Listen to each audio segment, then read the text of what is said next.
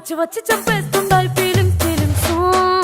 వచ్చిండాయి feelings వచ్చిండాయి feelings వచ్చి వచ్చి చంపేస్తుండాయి feelings feelings